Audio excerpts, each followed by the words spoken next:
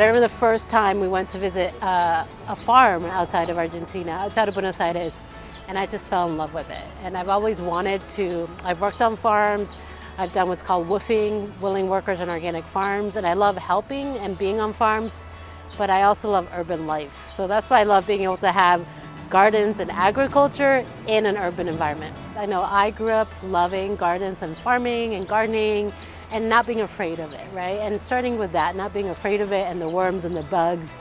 And now she loves it. She loves being outdoors like me. She loves being out there, and we're learning together, which is the really exciting part. I think just showing that we all own it, right? The county's not gonna do it on our own. The businesses aren't gonna do it on their own.